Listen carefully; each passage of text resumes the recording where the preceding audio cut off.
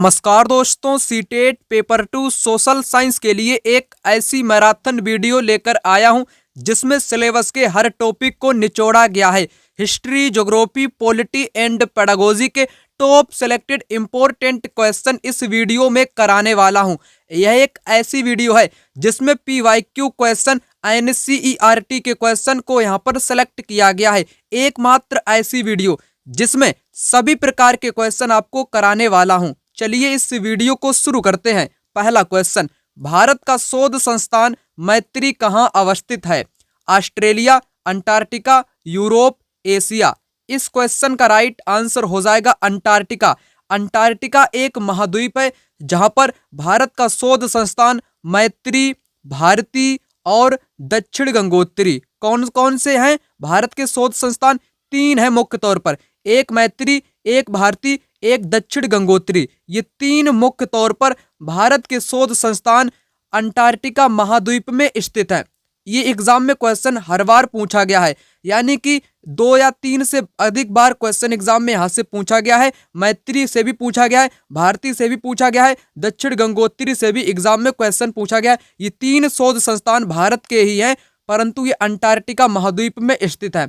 अब आपको यहाँ पर बताऊं, अंटार्कटिका जो महाद्वीप है, यहाँ पर मानव का जो मनुष्य हैं वो यहाँ पर रहते नहीं है। मानव का स्थायी निवास नहीं पाया जाता है, स्थायी निवास नहीं पाया जाता है। यहाँ पर अनेक देशों के शोध संस्थान, रिसर्च सेंटर पाए जाते हैं, ठीक है ना। और यहाँ पर बर्फ की बड़ी बड़ी चादरें बिछी रहती हैं, यानी कि यहाँ पर बर्फ ही जमी रहती है अंटार्कटिका महाद्वीप में।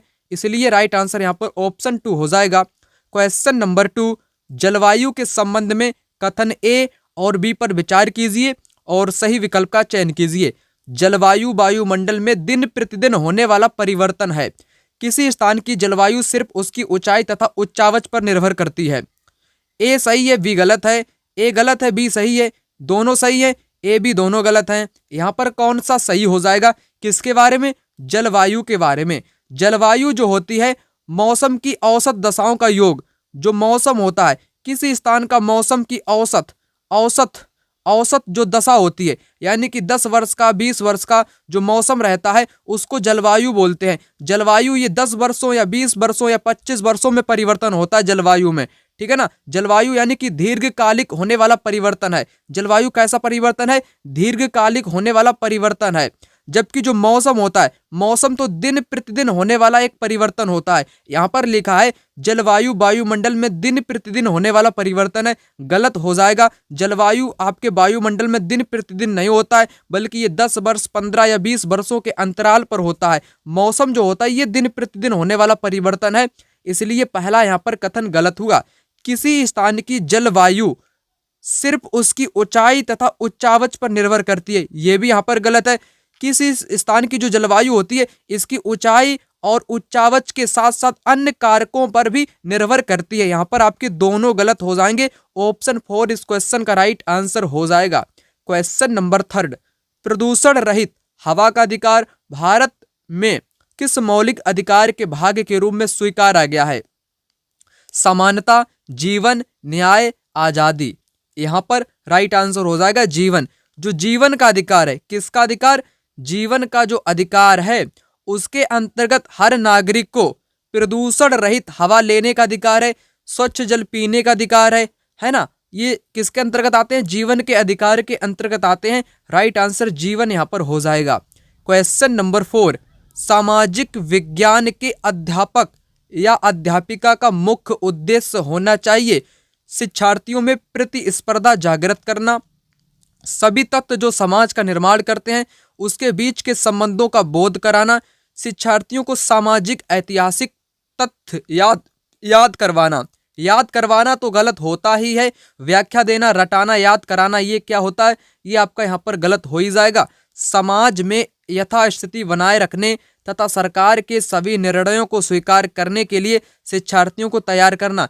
क्या सरकार के जितने भी निर्णय होते हैं सभी प्रकार के, उनको स्वीकार करने के लिए विद्यार्थियों को तैयार करोगे? ऐसा नहीं करेंगे, है ना। सभी तत्व जो समाज का निर्माण करते हैं उनके बीच के संबंधों का बोध कराना। यहाँ पर इस क्वेश्चन का राइट आंसर हो जाएगा सेकेंड वाला ऑप्शन, ठीक है ना।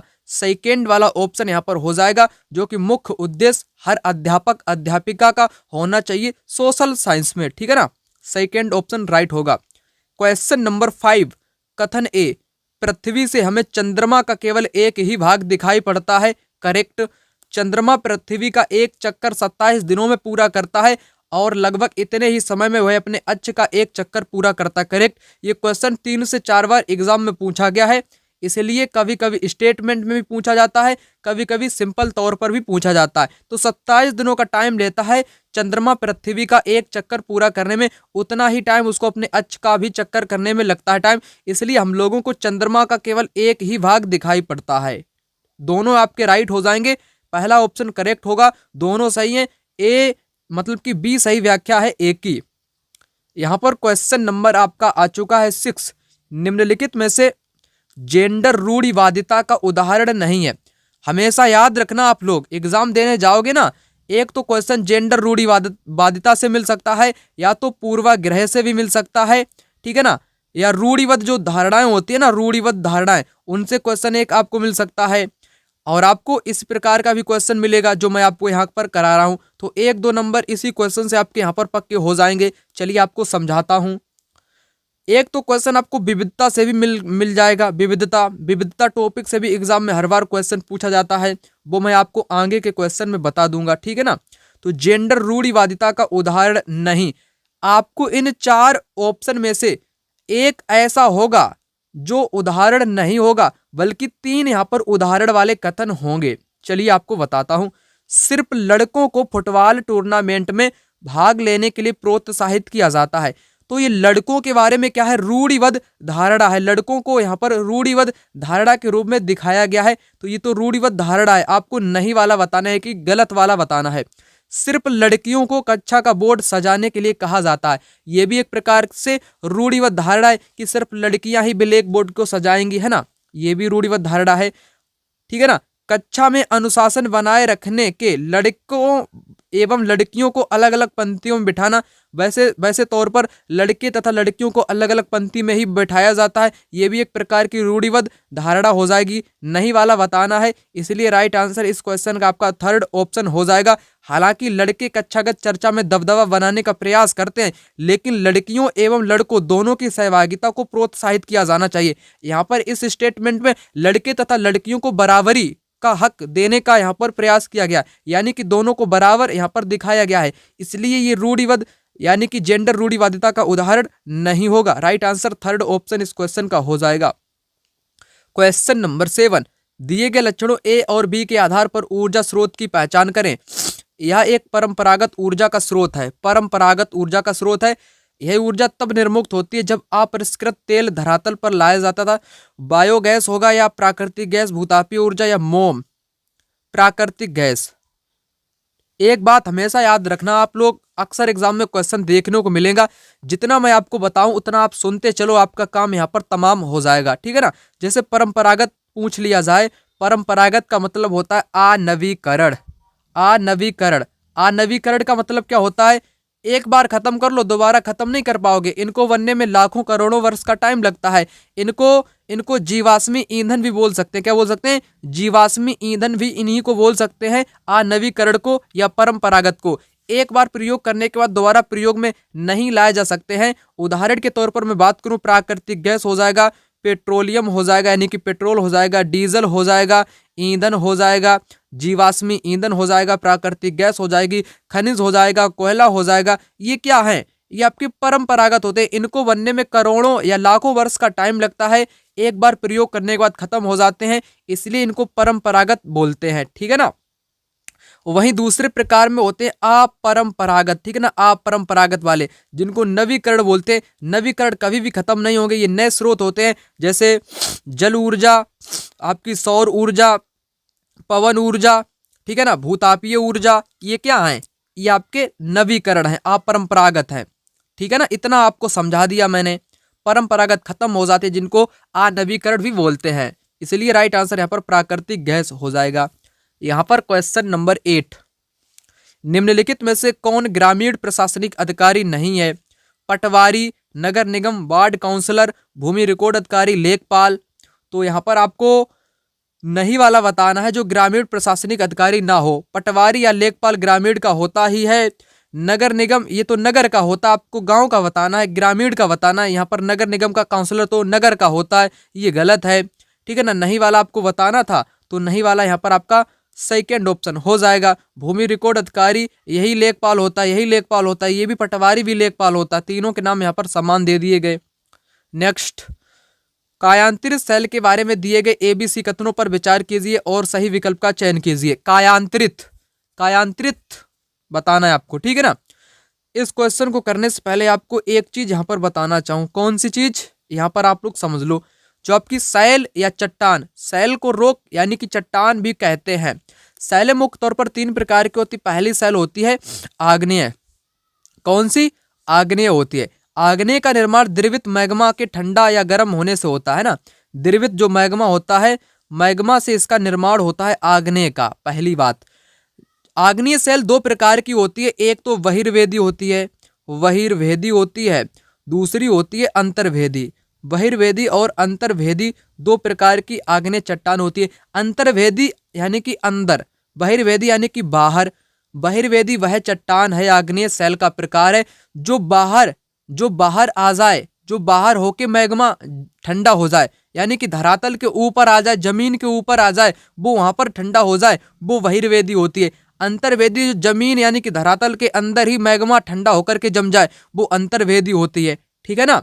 जैसे पठार जो बेसाल्ट चट्टानों से बना हुआ है ना, पठार, वो बहिर्वेदी में आता है। यानी कि जो पठार है वो ऊंचा उठ चुका है, उसके ऊपर में आपका मैग्मा जमा हुआ है, इसलिए बेसाल्ट पठार। जो पठार है आपका दक्कन का पठार, जो कि बेसाल्ट चट्टानों से मिलकर के बना है, वो बहिर्वेदी आग्नेय है। कैसा? बहिर्वेदी आग्नेय है, एग्जाम में पूछा गया है। अंतर्वेदी जो अंदर ही दब जाए मैग्मा, ठीक है ना। तो मैंने आपको बताया यहाँ पर आग्नेय। आग्नेय के बाद दूसरा आता है प्रकार अवसादी का। अवसादी को यहाँ पर समझ लो। अवसादी का दूसरा नाम क्या होता है? परतदार। इसको परतदार सेल के नाम से भी जाना जाता है। इसमें जीवाश्म भी पाए जाते हैं, यानी कि जीवाश्म भी पाए जाते हैं, जीवों के अंश भी पाए जाते हैं। ये तीनों चीज आप लोग याद रखो। अवसादी को परतदार भी बोलते हैं, इसमें जीवाश्म भी पाए जाते हैं। इसका निर्माण अवसादी सेल का किस प्रकार से होता है? जैसे किसी प्रकार का कोई जमाव हो, जल के द्वारा एक जगह से दूसरी जगह पर उसको बहाकर ले जाता है और उसको किसी स्थान पर जमा देता है, यानी कि अवसाद जम जाते हैं परत के रूप में, वो अवसादी सेल बन जाता है। और आपका लास्ट में होता है कायांतरित। कायांतरित जो होता है ना, इसका निर्माण कैसे होता है? इसका निर्माण ऐसे होता है जब आग्नेय सेल के साथ साथ जो अवसादी, आग्नेय और अवसादी, इन दोनों सेलों में जब ताप पड़ता है, क्या पड़ता है? ताप पड़ता है, दाब पड़ता है, तब इनका रूप बदल जाता है, यानी कि परिवर्तन हो जाता है, तो उसी को कायांतरित बोलते हैं। आते हैं क्वेश्चन पर। कायांतरित आपसे पूछा है, आग्नेय और अवसादी सेल उच्च ताप और दाब के प्रभाव में पिघलकर कायांतरित सेलों में परिवर्तित हो जाती है। करेक्ट। कायांतरित सेल उच्च ताप दाब के प्रभाव में पिघलकर द्रवित मैग्मा बनाता है। करेक्ट। संगमरमर एक कायांतरित सेल है, ये भी करेक्ट। आपके तीनों यहाँ पर कैसे हो जाएंगे? करेक्ट हो जाएंगे। थर्ड ऑप्शन इस क्वेश्चन का राइट आंसर हो जाएगा। क्वेश्चन नंबर 10 यहाँ पर कहता है, निम्नलिखित में से क्या प्रतिनिधि लोकतंत्र की विशेषता नहीं है? मतदान द्वारा प्रतिनिधि का चुनाव, ये तो लोकतंत्र की विशेषता है। प्रतिनिधियों के हाथ में निर्णय निर्माण की प्रक्रिया होती है, ये भी बात करेक्ट है। जनता को मतदान का भी अधिकार है, ये भी करेक्ट है। तो गलत कौन सा है? गलत आपका यहाँ पर है थर्ड वाला। थर्ड वाला में बोला गया है जनता की निर्णय निर्माण की प्रक्रिया में प्रत्यक्ष सहभागिता। प्रत्यक्ष सहभागिता नहीं होती है, इसलिए आपका यहाँ पर थर्ड वाला गलत है, आपको नहीं वाला बताना था। क्वेश्चन नंबर 11, विद्यार्थियों को विवेचनात्मक होना क्यों सीखना चाहिए? कमियों को इंगित करने के लिए एवं लगभग सभी चीजों पर दोषदर्शी होने के लिए, समाज में यथास्थिति बनाए रखने के लिए, यह समझने के लिए कि मुद्दे उनकी खुद की जिंदगी से कैसे जुड़े हुए हैं, एक रूप समशील दृष्टिकोण की कद्र करने के लिए। यहाँ पर विवेचनात्मक विद्यार्थियों को क्यों होना चाहिए, क्यों सिखाना चाहिए? तो इसलिए सिखाना चाहिए कि यह समझने के लिए कि मुद्दे जो हैं उनकी खुद की जिंदगी में कैसे जुड़े हुए हैं। थर्ड वाला राइट आंसर होगा। क्वेश्चन नंबर 12, स्थायी पवनों के संबंध में ए और बी पर विचार कीजिए और सही विकल्प का चुनाव करिए। ये पवनें वर्ष भर लगातार निश्चित दिशा में चलती हैं। जो स्थायी पवनें होती है ना, इनकी दिशा जो होती है वो स्थायी होती है, यानी कि एक ही दिशा में ये बहती रहती हैं, चलती रहती हैं। बात करेक्ट है। पश्चिमी और पूर्वी जो पवनें हैं, पश्चिमी और पूर्वी पवनें, ये किसके उदाहरण है? ये भी आपके स्थायी पवनों के उदाहरण है। दोनों आपके यहाँ पर राइट आंसर हो जाएंगे। Next, BCE, BCE before common era, B से before common era, before common era, second option इस क्वेश्चन का राइट आंसर हो जाएगा। नेक्स्ट, दृष्टिबाधित शिक्षार्थियों के साथ कार्य करते समय एक सामाजिक विज्ञान शिक्षक या शिक्षिका को किस प्रकार से शिक्षण अधिगम प्रक्रिया में अनुकूलन करना चाहिए? बच्चे यहाँ पर कैसे हैं? दृष्टिबाधित हैं, तब अध्यापक या अध्यापिका को क्या करना चाहिए? ठीक है ना। यथोचित विराम तथा पुनरावृत्ति के साथ स्पष्ट एवं उच्च आवाज में बोलना चाहिए। बिल्कुल करेक्ट है। बच्चों को यहाँ पर दिखाई तो देता ही नहीं है, लेकिन वो सुन तो सकते हैं उच्च आवाज में। अगर अध्यापक या अध्यापिका बोलेगी तो वो बच्चे उच्च आवाज को यहाँ पर अच्छे ढंग से सुन करके समझ सकते हैं, और अपने शब्दों को यहाँ पर रिपीट करना पड़ेगा, यानी कि पुनरावृत्ति के साथ। ठीक है ना, पहला राइट। विविध प्रकार के आकर्षक दृश्यों वाले कारपत्रों का प्रयोग करना बिल्कुल गलत होगा, क्योंकि विद्यार्थी यहाँ पर दृष्टिबाधित है, उनको तो दिखाई नहीं देता है, तो आकर्षक दृश्यों को आपको यहाँ पर क्या करोगे लेकर के, है ना। आकर्षक दृश्य यहाँ पर गलत हो जाएगा। मौखिक, मौखिक का मतलब होता है मुख से बोलकर, यानी कि मौखिक संकेतकों द्वारा कल्पना करने के अवसरों को उत्पन्न करना। ठीक है ना, ये यहाँ पर हो सकता है आपका। कक्षा के दौरान टेक्सटाइल यानी कि स्पर्श करने वाली सामग्रियों को शामिल करना, बच्चे छूकर समझ सकते हैं, ये भी करेक्ट हो जाएगा। तो यहाँ पर आपका गलत कौन सा है? गलत तो यहाँ पर बी है। बी जिसमें होगा उसको सबसे पहले हटाओगे आप लोग। क्या करोगे? हटाओगे। बचेगा आपका सेकेंड वाला, इसलिए सेकेंड ऑप्शन इस क्वेश्चन का यहाँ पर राइट आंसर हो जाएगा। ए सी डी, ए सी डी। 15 नंबर का क्वेश्चन, निम्नलिखित में से कौन सा कथन अफ्रीका के बारे में सही है? अफ्रीका का बहुत बड़ा भाग दक्षिणी गोलार्ध में स्थित है। यही एक ऐसा महाद्वीप है जिससे होकर कर्क, विषुवत, मकर रेखाएं गुजरती हैं। गोबी मरुस्थल इस महाद्वीप में है। इसके पश्चिम में यूराल और इसे एशिया से अलग करता है। यहाँ पर इस क्वेश्चन का राइट आंसर आपका हो जाएगा, यह एक ऐसा महाद्वीप है जहां से कर्क रेखा, विषुवत रेखा, मकर रेखा, ये तीनों रेखाएं होकर के गुजरती हैं अफ्रीका महाद्वीप से। सेकेंड ऑप्शन इस क्वेश्चन का राइट आंसर हो जाएगा। क्वेश्चन नंबर 16, भारतीय उच्चतम न्यायालय द्वारा दिए गए डी के वसु निर्देश क्या है? डी के वसु निर्देश क्या है? कार्यस्थल पर यौन उत्पीड़न की रोकथाम के लिए दिशा निर्देश, बच्चों के हानिकारक रोजगारों के बचाव के निर्देश, घरेलू हिंसा में महिलाओं के बचाव के लिए निर्देश, गिरफ्तारी, नजरबंदी और पूछताछ के दौरान पुलिस द्वारा पालन की जाने वाली प्रक्रियाओं से जुड़े निर्देश। डी के बसु जो निर्देश है उच्चतम न्यायालय में, इसके अनुसार निर्देश क्या है? गिरफ्तारी या नजरबंदी या पूछताछ के दौरान पुलिस द्वारा पालन की जाने वाली प्रक्रियाओं से जुड़े निर्देश हैं। ठीक है ना, 4 ऑप्शन इस क्वेश्चन का राइट आंसर हो जाएगा। यहाँ पर क्वेश्चन नंबर 17, निम्नलिखित उदाहरणों में से विविधता को दर्शाने वाला उदाहरण चयन करो। हर बार एग्जाम में पूछा जाने वाला क्वेश्चन विविधता से, किससे? विविधता से एग्जाम में क्वेश्चन हर बार आपको 1 या 2 देखने को मिलेगा। ज्यादातर क्वेश्चन विविधता का जो पूछा जाता है वो पेडागोजिकल में पूछा जाता है ना, पेडागोजिकल में क्वेश्चन आपको देखने को मिलता है। तो क्वेश्चन करने से पहले आपको विविधता के बारे में बताना चाहूंगा। विविधता भेदभाव को नहीं दर्शाता। पहली बात, भेदभाव को नहीं दर्शाता है। यह लोगों में क्या करता है? सम्मानजनक नीति को बढ़ावा देता है। जैसे विविधता क्या होती है? लोगों की भाषाएं अलग अलग हो सकती हैं। कोई पंजाबी बोलता है, कोई हरियाणवी बोलता है, कोई हिंदी बोलता है, कोई भोजपुरी बोलता है, कोई गुजराती बोलता है, कोई असमिया बोलता, कोई उड़िया बोलता, कोई तमिल बोलता, कोई तेलुगु बोलता, कोई कन्नड़ बोलता, कोई मलयालम बोलता है ना। विभिन्न प्रकार की भाषाएं लोग बोल सकते हैं। ठीक है ना, यही क्या है? यही विविधता है। लोगों के धर्म हिंदू, मुस्लिम, सिख, ईसाई, जैन, पारसी अलग अलग हो सकते हैं, ये भी विविधता है। लोगों के त्योहार, रीति रिवाज अलग अलग हो सकते हैं। लोगों के जो पहनावे हैं वो अलग अलग हो सकते हैं। कोई कुछ पहनता है, कोई कुछ पहनता है। ठीक है ना, तो ये क्या है? यही तो विविधता कहलाती है। अब आते हैं इसके उदाहरण पर। विविधता वाला बताना है। सरोज को स्कूल जाने का मौका मिला जबकि निर्मला को स्कूल जाने का मौका नहीं मिला, ये तो भेदभाव है। लड़के और लड़कियों के प्रति यहाँ पर भेदभाव को दिखाया गया है। आपको विविधता बतानी है। क्या बतानी? विविधता बतानी है। पहला तो गलत हुआ।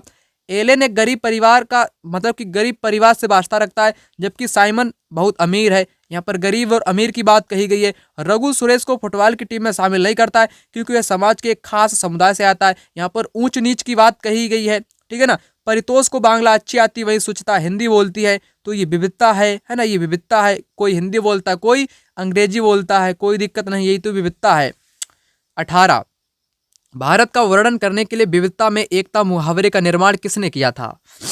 ये क्वेश्चन एग्जाम में बहुत बार रिपीट हुआ है, तो यहाँ पर छोटे छोटे क्वेश्चन को भी लोग एग्जाम में जाकर के गलत कर देते हैं। तो चाचा नेहरू ने विविधता में एकता का मुहावरा दिया था। कभी कभी पूछा जाता है अनेकता में एकता, अनेकता में एकता, है ना, वो भी चाचा नेहरू ही यहाँ पर राइट आंसर माना जाएगा। 20, सामाजिक विज्ञान शिक्षण को प्रभावी बनाने के लिए आवश्यक होगा।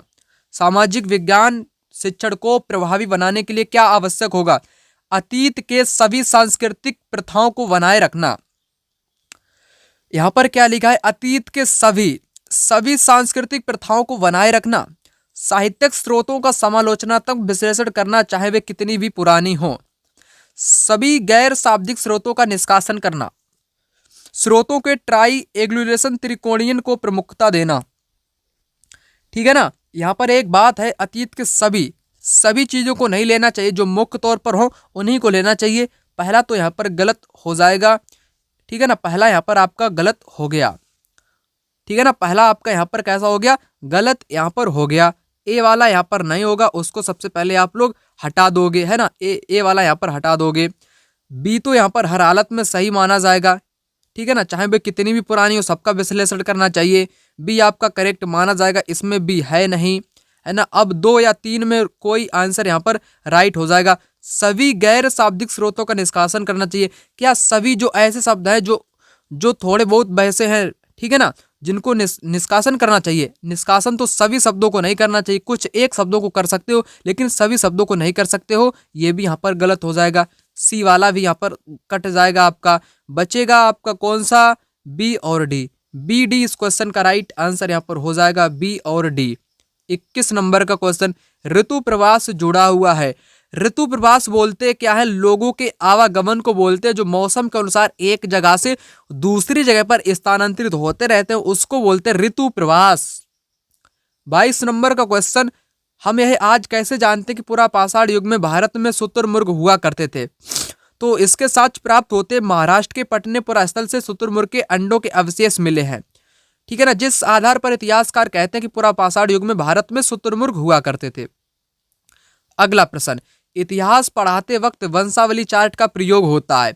किसी साम्राज्य या वंश के वर्धन का मतलब होता है उदय या विकसित, विकास को चित्रित करने के लिए, किसी भी साम्राज्य को दिखाने के लिए इतिहास में वंशावली चार्ट का प्रयोग करते हैं, ये करेक्ट हो जाएगा पहला। अनुक्रम एवं प्रक्रियात्मक संबंध को दिखाने के लिए भी करते हैं, एक काल क्रमिक रूपरेखा देने के लिए भी करते हैं। शिक्षार्थियों में स्थान की अवधारणा, ये तो गलत है। स्थान की अवधारणा आपकी, स्थान यहाँ पर समय की बात करी गई है ना कि स्थान की बात कही गई है, तो यहाँ पर डी वाला आपका गलत हो जाएगा। डी जिन जिन में होगा सबसे पहले उसको हटाओगे आप लोग, बचेगा आपका पहला वाला, वही राइट आंसर यहाँ पर हो जाएगा, A B C D. A B C कौन सा राइट हुआ यहाँ पर? A B C. Question number 24, निम्नलिखित में से कौन सा कथन खनिज के संदर्भ में सही नहीं है? ये प्राकृतिक रूप से प्राप्त होने वाले पदार्थ होते हैं, करेक्ट। इनका एक निश्चित रासायनिक संगठन होता है, करेक्ट। ये विभिन्न प्रकार के भूवैज्ञानिक परिवेश में निर्मित होते हैं, करेक्ट। सभी खनिज अधात्विक होते हैं, गलत। खनिज जो होते हैं ये मुख्य तौर पर आपके कई प्रकार के बताए गए हैं, है ना। कुछ खनिज आपके धात्विक होते हैं, कुछ आपके अधात्विक होते हैं। धात्विक यानी कि जिसमें धातु भी पाई जाती है, लोहे का अंश पाया जाता है, उनको धात्विक बोलते हैं। जिसमें लोहे का अंश नहीं पाया जाता है उनको अधात्विक बोलते हैं। तो यहाँ पर क्या लिखा हुआ है? सभी खनिज अधात्विक होते हैं, इसलिए गलत है। आपके खनिज तो धात्विक भी होते हैं और अधात्विक भी होते हैं, 2 प्रकार के होते हैं, इसलिए यहाँ पर सभी खनिज बता दिया गया, गलत हो जाएगा आपका। यहाँ पर क्वेश्चन नंबर 25, भारत के किस क्षेत्र को छोटा तिब्बत कहा गया है? लद्दाख को छोटा तिब्बत कहा गया है। इसके 3 कारण पिछले बार पेपर में पूछा गया था। तिब्बत को सॉरी, लद्दाख को छोटा तिब्बत क्यों कहते हैं? लद्दाख को छोटा तिब्बत क्यों कहते हैं? भाषा के कारण कहते हैं, भाषा के कारण कहते हैं, भोजन के कारण कहते हैं, धर्म के कारण कहते हैं। यहाँ पर में लोग हिंद कौन कौन से रहते हैं? बौद्ध धर्म के रहते हैं और आपके मुसलमान यानी कि मुस्लिम, मुस्लिम बौद्ध और मुस्लिम दो समुदाय के लोग आपके लद्दाख में रहते हैं, है ना। लद्दाख की भाषा और तिब्बत की भाषा समानता पाई जाती है, भोजन में भी समानता, धर्म में भी समानता, जिस कारण लद्दाख को छोटा तिब्बत भी बोला जाता है। क्वेश्चन नंबर 26, 2006 में नेपाल में सरकार का रूप राजतंत्र से बदलकर हो गया था लोकतंत्र, डेमोक्रेसी हो गया था। थर्ड वाला राइट आंसर हो जाएगा। क्वेश्चन नंबर 27, यहाँ पर कहता है कि वन अधिकार कानून 2006 अपने शीर्षक में कौन सी श्रेणी के अधिकारों को स्वीकारता है? अनुसूचित जनजातियां, अनुसूचित जातियां, आर्थिक रूप से पिछड़े वर्ग, अति पिछड़ी जातियां। क्या होगा यहाँ पर इस क्वेश्चन का राइट आंसर? वन अधिकार 2006 जो है ना, ये अपने शीर्षक में अनुसूचित जनजातियों को स्वीकारता है। पहला ऑप्शन इस क्वेश्चन का 100% राइट आंसर हो जाएगा। नेक्स्ट, ब्रिटिश काल से पहले बच्चों को पढ़ाया जाता था सरकारी संस्थाओं में एक निश्चित फीस लेकर, साल भर फसल की कटाई के समय छोड़कर जब वे खेतों में काम करते थे तब उनको पढ़ाया जाता था, या वार्षिक परीक्षा के माध्यम से मूल्यांकन के लिए? राइट आंसर यहाँ पर हो जाएगा थर्ड वाला। साल भर फसल की कटाई को समय को छोड़ दो, जब वे खेतों में काम करते थे, यानी कि फसल के दौरान बच्चे नहीं पढ़ पाते थे, और जो खाली टाइम रहता था साल भर वो बच्चे पढ़ते थे ब्रिटिश काल में, फसल के टाइम वो नहीं पढ़ पाते थे। ठीक है ना, इतना आपको बताया मैंने। 29 नंबर का क्वेश्चन, भारत में अपील प्रणाली या पौनर्वादिक प्रणाली किसे कहते हैं? जैसे कोई व्यक्ति है ना, वो निचली अदालत से संतुष्ट नहीं है तो वो उच्च अदालत में जा सकता है, वही एक प्रकार की अपील प्रणाली या पौनर्वादिक प्रणाली जिसको बोलते हैं। तो इस प्रकार से राइट आंसर क्या होगा यहाँ पर? यहाँ पर आपका हो जाएगा निचली न्यायालय के आदेश के खिलाफ उच्च न्यायालय में अपील का प्रावधान। राइट आंसर 4 ऑप्शन इस क्वेश्चन का यहाँ पर हो जाएगा। क्वेश्चन नंबर 30, वीडियो को लाइक नहीं किया है अभी तक, लाइक तो आप लोग कर ही दो, इतनी मेहनत आप लोगों के लिए करता हूँ दिन रात, ठीक है ना। और चैनल पर पहली बार हो तो चैनल को आप लोग सब्सक्राइब अवश्य कर लेना, वीडियो को शेयर भी अधिक से अधिक अपने मित्रों या दोस्तों के साथ कर देना, ठीक है ना। द्वितीयक स्रोत हर बार पूछा गया क्वेश्चन है एग्जाम में। एक तो आपसे पूछा जाता है प्राथमिक स्रोत क्या है, एक तो पूछा जाता है द्वितीयक स्रोत क्या है। प्राथमिक की अगर आपसे पूछा जाए, प्राथमिक तो हर बार ही पूछा गया है। प्राथमिक स्रोत आपके प्रत्यक्ष तौर पर होते हैं, जैसे आत्मकथा होगी, किसी की डायरी हो गई, है ना, आंखों देखा गया कोई भी घटना हो गई, वो आपकी प्रत्यक्ष यानी कि प्राथमिक स्रोत में आती है। वहीं द्वितीयक स्रोत एक प्रकार का जो पहले से ही घटनाएं घटित हो चुकी हैं उनका संग्रह करना, जानकारी जुटाना, है ना, वो आपका होता है द्वितीयक स्रोत। भारत का संविधान ये तो प्रत्यक्ष तौर पर लिखा गया है ना, वर्तमान में आपका इस दिल्ली संग्रह मतलब कि दिल्ली में ये रखा भी है, तो ये आपका तो प्राथमिक में आएगा। जनगणना रिपोर्ट 2011 में हुई थी, प्रत्यक्ष हुई थी, जिसकी रिपोर्ट अभी भी है, तो ये भी आपकी प्राथमिक में होगी। जन्म मृत्यु के पंजीकरण रिकॉर्ड भी प्राथमिक ही होते हैं। हमारे अतीत कच्चा छह की जो NCERT की किताब है, पाठ्य पुस्तक है, वो द्वितीयक हो जाएगी, क्योंकि NCERT में कई ऐसी बातें बताई गई हैं या तमाम बातें हैं जो प्रत्यक्ष नहीं घटी हैं, जैसे हड़प्पा की घटनाएं हैं, हम लोगों ने आंखों से देखा थोड़ी ना है, इतिहासकार बताते हैं ऋग वैदिक काल में क्या हुआ, वहां क्या हुआ, ये क्या हुआ, वो क्या हुआ, ठीक है ना। तो ये द्वितीयक यानी कि ये जानकारी का संग्रह है, जानकारी का संग्रह ही आपका द्वितीयक आंकड़ा या द्वितीयक स्रोत होता है, इसलिए राइट आंसर हो जाएगा। यहां पर क्वेश्चन नंबर आपका 31 कहता है निम्नलिखित में से कौन सा प्रायद्वीपीय पठार का लक्षण नहीं है? यह उत्तरी मैदानों के दक्षिण में स्थित है प्रायद्वीपीय पठार। जैसे यहाँ पर मैं भारत का नक्शा बनाना चाहूँ इस प्रकार से, ठीक है ना, प्रायद्वीपीय पठार जो है ना, ये उत्तर मैदान के दक्षिण यानी कि इस इलाके में आपका ये प्रायद्वीपीय पठार पाया जाता है। पहला वाला तो हर हालत में सही हो जाएगा। इसके उत्तर और पश्चिम में, ठीक है ना, ये रहा आपका प्रायद्वीपीय पठार। इसके उत्तर, इसका उत्तर ये ऊपर वाला भाग, और पश्चिम ये वाला भाग, है ना, इधर और इधर। इसको कलर चेंज करके आपको बताता हूँ। ये रहा आपका पठार, ठीक है ना, प्रायद्वीपीय पठार। ये है इसका उत्तर वाला क्षेत्र, ये है पश्चिम वाला क्षेत्र। तो ये आपका आ जाता है राजस्थान वाला क्षेत्र, यानी कि यहाँ पर आपकी अरावली श्रृंखला पाई जाती है। क्या पाई जाती है? अरावली श्रृंखला पाई जाती है, जिसको दुनिया की सबसे प्राचीनतम श्रृंखला या पहाड़िया के नाम से भी जाना जाता है ना। सबसे पुरानी श्रृंखला है पर्वत की अरावली श्रृंखला, उत्तर पश्चिम में ही स्थित है। करेक्ट हो जाएगा, पहला भी करेक्ट हो जाएगा। यहाँ कोयला एवं लौह एस जैसे खनिजों की प्रचुरता है। जो पठार होते हैं ना, ये पठार आपके खनिजों के लिए प्रमुख तौर पर माने जाते हैं। यहीं पर आपके अधिक खनिज पाए जाते हैं। करेक्ट हो जाएंगे।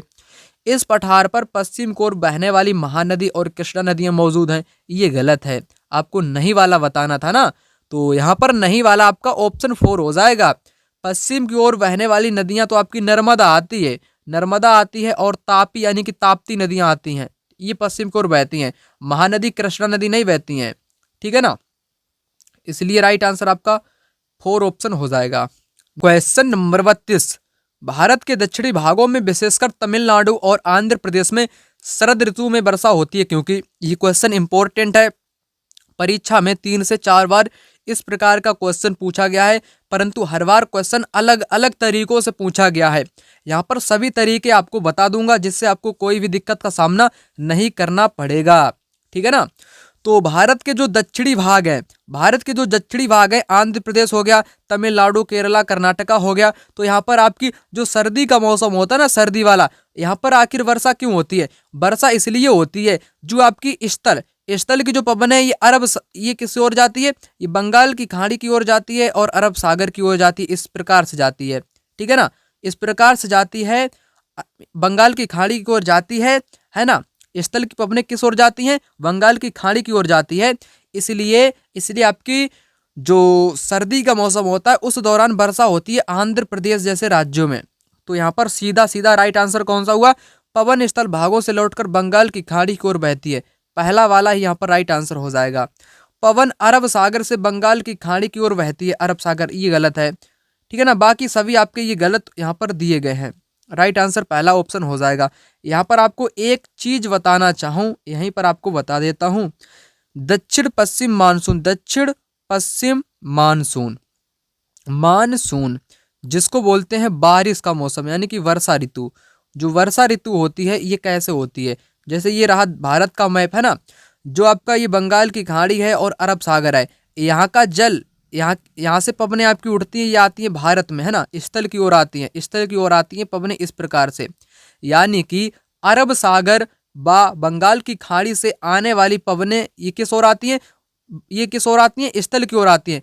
यानी कि खाड़ी या समुद्र से जो पवनें आती हैं, वो स्थल की ओर आती हैं, अपने साथ नमी को लाती हैं। क्या लाती हैं? नमी को लाती हैं, यानी कि शीतलता को लाती हैं, और यही पवनें आकर के भारत के पहाड़ों से टकरा जाती है, जिस कारण भारत में बारिश होती है। बारिश कैसे होती है? इसी प्रकार से होती है, ठीक है ना। मैंने आपको बताया, इसे मानसून बोलते हैं। इसे मतलब कि आगे बढ़ने का समय भी इसको जानते हैं, ठीक है ना। तो पहला राइट आंसर यहाँ पर हो जाएगा। बस कुल मिलाकर यहाँ पर क्वेश्चन नंबर 33, 1997 में भारतीय उच्चतम न्यायालय ने विशाखा निर्देश की रचना महिलाओं को यौन उत्पीड़न से बचाने के लिए की। गाड़ियों में, कार्यस्थलों पर, वैवाहिक संबंधों में, सड़कों पर। राइट आंसर यहाँ पर आपका हो जाएगा कार्यस्थलों पर यौन उत्पीड़न से महिलाओं को बचाने के लिए 1979 में भारतीय उच्चतम न्यायालय ने विशाखा निर्देश की रचना कार्यस्थलों पर महिलाओं को बचाने के लिए की, ठीक है ना। क्वेश्चन नंबर 34, अन्वेषण को इच्छुक रचनात्मक दृष्टिकोण से एक सामाजिक विज्ञान की शिक्षिका अपने शिक्षार्थियों को किस रूप से देखेगी? सामाजिक प्रक्रिया में खोज करने को उत्सुक खोज करने को पहला राइट हो जाएगा। स्रोतों के आधार पर कल्पनाशील, समस्याओं के समाधान के सुझावों की कोशिश करने वाले, करेक्ट। विवादास्पद मुद्दों को उच्चतर शिक्षा के स्तर पर चर्चा करने के, स्थगित करना, किसी भी चर्चा को स्थगित या रोकना नहीं चाहिए। डी तो आपका गलत होगा, डी जिन जिन में है सबसे पहले उसको आप लोग यहाँ से काटो, ठीक है ना। सी तो आपका यहाँ पर सही है, सी इसमें दिया गया, इसलिए राइट आंसर आपका सेकंड ऑप्शन हो जाएगा A B C. Question number यहाँ पर है 35, जन स्वास्थ्य के क्षेत्र में कोस्टा रिका उपागम किसे कहा गया है? दरअसल जो कोस्टा रिका है, ये मध्य अमेरिका का एक देश है। क्या है? एक ये देश का नाम है। जिस प्रकार भारत एक देश है, उसी प्रकार कोस्टा रिका एक मध्य अमेरिका का एक देश है। यहाँ पर एक बात आपको बताना चाहूँ इंटरेस्टिंग वाली, कोस्टा रिका में कोई सेना नहीं रहती है। यहाँ पर कोई स्थायी सेना नहीं है ना, स्थायी सेना नहीं है। जो सेना रखने का खर्च होता था उस खर्च को इन्होंने जन स्वास्थ्य पर खर्च किया, यानी कि स्वास्थ्य सुविधाओं पर इन्होंने खर्च किया, इसलिए यहाँ पर कोई भी सेना को नहीं रखा गया है। तो इस हिसाब से राइट आंसर आपका क्या होगा, स्वास्थ्य और सुरक्षा का एक समान खर्च करना है। सुरक्षा बजट, स्वास्थ्य बजट, सैन्य बल ना रखना ताकि जन स्वास्थ्य पर खर्चा किया जा सके। तो राइट आंसर आपका थर्ड ऑप्शन यहाँ पर हो जाएगा। कोई यहाँ पर स्थायी सेना नहीं रहती है। कोस्टा रिका एक देश है जो कि मध्य अमेरिका में पड़ता है, ठीक है ना। जो सैनिकों का जो खर्चा आता था उस खर्च को ना ये लोग जन स्वास्थ्य पर खर्च करते हैं, इसलिए ये सेना नहीं रखते हैं, ठीक है ना। तो राइट आंसर थर्ड वाला हो जाएगा। यहाँ पर 36 क्वेश्चन, नीचे दो कथन ए बी भारतीय इतिहास के तिथियों और काल के समसामयिक वाद विवादों के संदर्भ में दिए गए हैं। चलिए, हिंदू मुस्लिम ब्रिटिश जैसी कालावधि उपयुक्त है क्योंकि शासकों का धर्म एकमात्र महत्वपूर्ण ऐतिहासिक परिवर्तन रहा। लंबी समयावधि में घटित होने वाली ऐतिहासिक प्रक्रियाओं को निश्चित तिथियों और काल में विभाजनों के अंतर्गत लाना समस्यात्मक है। तो यहाँ पर ये गलत है, पहला गलत है, दूसरा सही है। बताता हूँ आपको, हिंदू मुस्लिम ब्रिटिश जैसी काल अवधि में ये बांटा गया था भारत के इतिहास को 1817 में। एक व्यक्ति था, बहुत गंदा व्यक्ति था, उसका नाम है जेम्स मिल, है ना। जेम्स मिल दरअसल एक इतिहासकार भी कह सकते हो इसको, और ये इतिहासकार भी था और ये अर्थशास्त्री भी था, है ना, अर्थशास्त्री भी था जेम्स मिल, है ना। ये जेम्स मिल बहुत ही बेकार व्यक्ति था, इसके बारे में अभी आपको बताता हूँ कैसे बेकार व्यक्ति था। जेम्स मिल ने ना ये अर्थशास्त्री भी था, अर्थशास्त्री था कहाँ का, ये स्कॉटलैंड का था। कहाँ का, स्कॉटलैंड का ये अर्थशास्त्री था। 1817 में इसने भारत के इतिहास को ना इसने 3 भागों में तोड़ दिया था। एक तो हिंदू भारत, दूसरा मुस्लिम भारत और ब्रिटिश भारत। जो ब्रिटिश वाला क्षेत्र जिस क्षेत्र को अंग्रेजों ने गुलाम बनाए रखा था उसको इसने ब्रिटिश वाला क्षेत्र घोषित किया। जहाँ पर हिंदू की ज्यादा संख्या थी उसको हिंदू वाला क्षेत्र, जहाँ पर मुस्लिम रहते थे उसको मुस्लिम क्षेत्र, है ना। इसने 3 भागों में बांट दिया था, जो कि यहाँ पर धर्म के अनुसार इसने बांटा था, जो कि यहाँ पर ये गलत है तिथियों के हिसाब से, इसलिए सेकंड वाला यहाँ पर राइट आंसर है। अब आपको बताऊं, जेम्स मिल कहता है कि भारत बिना अंग्रेजों की प्रगति नहीं कर सकता है, बिना अंग्रेजों की प्रगति नहीं कर सकता, ये जेम्स मिल ने कहा है, जो कि एकदम बहुत गलत बात है। ऐसा नहीं कहना चाहिए था इस व्यक्ति को, है ना। छोड़ो बात इसको। तो राइट आंसर मैंने आपको बता ही दिया। यहाँ पर है क्वेश्चन नंबर 37, निम्नलिखित में से कौन भारत में एक राज्य के राज्यपाल की नियुक्ति करते हैं। केंद्र सरकार राज्य में राज्यपाल की नियुक्ति करता है। 38 नंबर का क्वेश्चन, सामाजिक विज्ञान की पाठचर्या को अधिक समावेशी बनाने में कौन सहायक हो सकता है, ठीक है ना। सामाजिक विज्ञान के पाठचर्या को अधिक समावेशी, पाठचर्या को जेंडर संबंधित मुद्दे जोड़ना, राइट। कक्षा में एक रूप तो गलत हो जाएगा ना, एक रूप शैली अपनाना, निश्चित शिक्षण शैली अपनाना, ये निश्चित आपके गलत होते हैं। समावेशी बनाने के लिए यानी कि सभी चीज़ों को शामिल करना चाहिए, विभिन्न स्रोतों को शामिल करना चाहिए ये, और निम्न वर्गीय प्रसंगों को एक परीक्षा पत्र सभी विद्यार्थियों के लिए। यहाँ पर आपका राइट, यहाँ पर बी तो आपका गलत है, बी जिन में है सबसे पहले उसको हटा दो, बाकी बचेगा वही यहाँ पर राइट आंसर हो जाएगा। आंख मूंद कर उस क्वेश्चन को राइट आंसर आप कर सकते हो। ए और सी यहाँ पर राइट आंसर हो जाएगा। ये गलत है, ये भी गलत है। 39, हड़प्पा सभ्यता का पतन कैसे हुआ। बहुत इंपॉर्टेंट क्वेश्चन है, हद से ज्यादा एग्जाम में पूछा गया क्वेश्चन है। ऐसा लगता है कि शासकों का नियंत्रण समाप्त हो गया, करेक्ट। जंगलों का विनाश हो गया, करेक्ट। जंगल में आग लग गई होगी, ये माना जाता है। सभ्यता के पूरे क्षेत्र में बाढ़ आ गई, संभवतः नदियां सूख गईं। बाढ़ वाली बात तो यहाँ पर इतिहासकार मानने से मना कर देते हैं, है ना। बाढ़ तो यहाँ पर नहीं आई होगी, परंतु नदियां जरूर सूख गई होगी, ठीक है ना, नदियां सूख गई होंगी संभवतः। सी आपका गलत हो जाएगा जिन ऑप्शन में होगा। यहाँ पर सेकंड ऑप्शन इस राइट आंसर होगा ए बी सी डी। यहाँ पर ए बी डी इस क्वेश्चन का राइट आंसर हो जाएगा, ए बी डी, ये गलत हो जाएगा। इतिहासकारों ने इसको यहाँ पर मना कर दिया है मानने को कि सभ्यता के पूरे क्षेत्र में बाढ़ आ गई होगी, इस पर पूरी तरीके से संतुष्टि नहीं है, ठीक है ना। जैसे एक बात आपको बताना चाहूँ कि क्यों नहीं है, जो हड़प्पा सभ्यता है ना, ये क्या है, ये पूरे क्षेत्र में फैला हुआ था। जैसे गुजरात में, लोथल में, हरियाणा राखीगढ़ी में, पाकिस्तान में, सिंधु सभ्यता में, हड़प्पा में, मोहनजोदड़ो में, है ना, तमाम इसके स्थल हैं, है ना। तो अगर बाढ़ तो सभी जगहों पर थोड़ी ना आई थी, बाढ़ सभी जगहों पर नहीं आई थी, कुछ ही जगहों पर आई होती तो कुछ क्षेत्र वहां के नष्ट हो जाते, ठीक है ना, ऐसा मानना है, इसलिए इसको नहीं माना गया है यहाँ पर। तो right answer A B D यहाँ पर कौन सा था, सेकंड वाला था, वही राइट आंसर हो जाएगा। 40, भारत में आरंभिक मानवों पर समझ के लिए निम्नलिखित में से किसे एक प्राथमिक स्रोत माना जा सकता है। तो मध्य प्रदेश की शैल चित्रकला को प्राथमिक स्रोत माना जा सकता है। वीडियो दोस्तों यहीं तक है, इस वीडियो को अधिक से अधिक अपने मित्रों के साथ शेयर करें।